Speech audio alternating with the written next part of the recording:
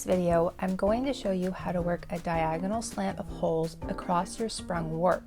This pattern can be worked alone or in combination with other hole patterns to create a beautiful sprung lace.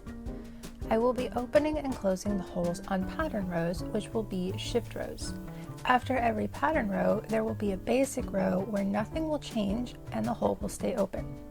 The interlinkings I will be using in this pattern are the basic 1-1 interlinking, 1-2 interlinking for the first half of the hole, and 2-1 for the second half of the hole.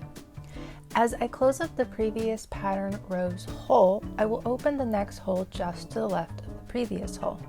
Knowing where to open the next hole is the main focus of this video. For this pattern, each hole will be separated by just 2 threads interlinking.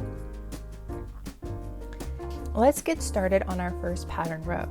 I'm going to start my first hole 1 interlinking in from the right edge. Perform a basic hole by working a 1-2 interlinking followed by a 2-1 interlinking.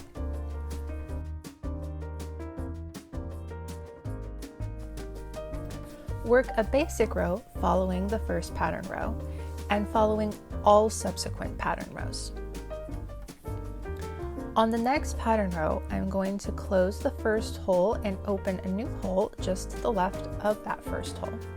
Do this by working your 1-2 interlinking when there is 1 front thread left before that first hole, the one we're closing up. I like to think of this as that you're going to drop the 2 threads on either side of that first hole. This both closes the first hole and begins the second hole. Then finish the second half of your second hole with a 2-1 interlinking. Continue working each pattern row in this manner.